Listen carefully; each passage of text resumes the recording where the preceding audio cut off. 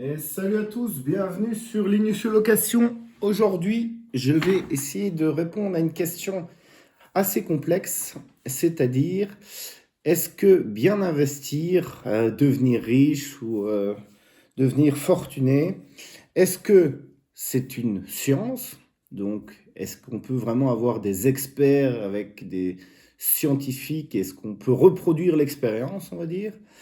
Ou bien est-ce que c'est quelque chose d'aléatoire, on va dire d'artistique, qu'on ne sait pas vraiment expliquer, que c'est comme ça, qu'il y a une forme de beauté ou... Enfin, je ne sais pas si vous voyez très bien ce que je veux dire, mais est-ce que c'est ça? Et sur quoi je vais me baser pour répondre à cette question? Eh bien, ça va être assez simple, en tout cas dans mon esprit. C'est que j'ai réfléchi à une conversation que j'ai eue avec la personne la plus riche que j'ai eu l'occasion de rencontrer dans ma vie. Alors, vous allez me dire, oui, mais parfois tu pourrais rencontrer des gens, mais tu ne sais pas leur richesse. Et en fait, si, justement. Et c'est tout ça le paradoxe de ça, c'est que j'ai l'impression que quand tu parles avec quelqu'un, bon, pas comme ça en 1 ou 2 minutes, quoique, mais on peut déterminer combien il a de fortune ou surtout quel est son potentiel plutôt. Alors, déjà, je veux répondre à cette question. Je pense que c'est ni tout bois, ni tout blanc, ni tout noir. Donc, c'est ni purement scientifique, ni purement artistique, on va dire.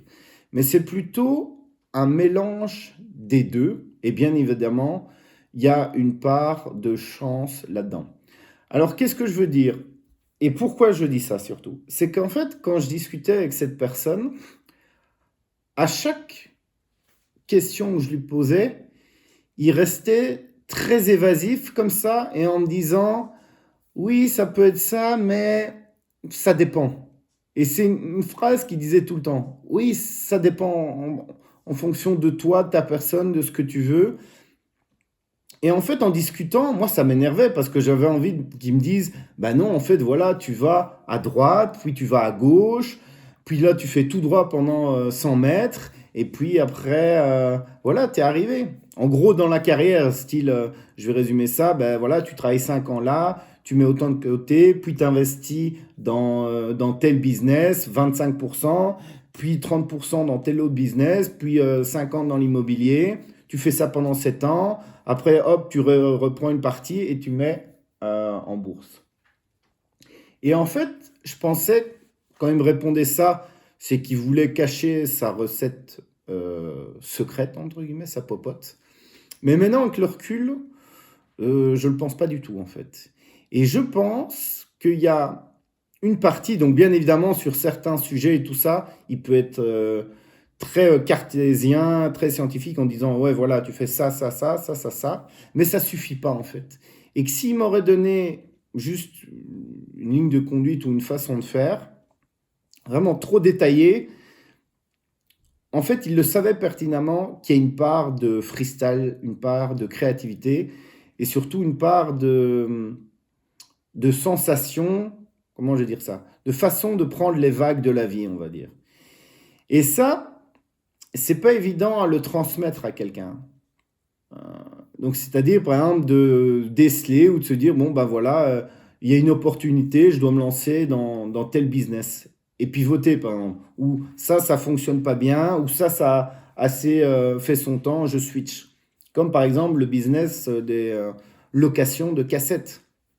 Bon, je suis né en 87, donc si vous êtes plus jeune, vous allez me dire, mais qu'est-ce qu'il raconte avec son truc de location de cassettes? Ah ben, en fait, dans le temps, tu allais à un magasin comme ça. Je sais pas pourquoi je fais un carré, mais vous voyez c'est quoi un magasin. Mais donc, comme une sorte de night shop en fait. Et tu allais là, et en fait, tu avais toutes les cassettes VHS, ou même à l'époque des DVD. VHS, c'est les trucs que tu rembobines, hein, pour ceux qui connaissent pas. Et donc, tu allais là, et tu louais ça.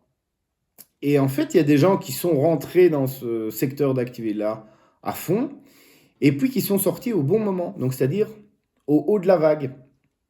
Et toi, si tu n'as pas cette fibre, cette intelligence ou tout ça, alors que c'est un business qui fonctionne, hein, Quand les streamings ont commencé à arriver avec Emule, avec les torrents, avec tout ça, avec bien avant Netflix, hein, si toi tu te dis, ah, ouais, ça, ce business-là, il a éprouvé toutes les années, ça va fonctionner, et tu rentres à cette période-là, en fait, tu vas rater, quoi. Et c'est pour ça que s'ils te donnent des guides, des étapes, et que tu suis ça bêtement, sans écouter ton intuition et ton ressenti, en fait, tu vas dire, mais en fait, ce gars-là, il m'a envoyé vraiment à l'abattoir, il raconte n'importe quoi, en fait. Et c'est pour ça, je pense, parce qu'il avait... Mais je sais pas pourquoi il n'arrivait pas à me l'exprimer comme ça, ou en tout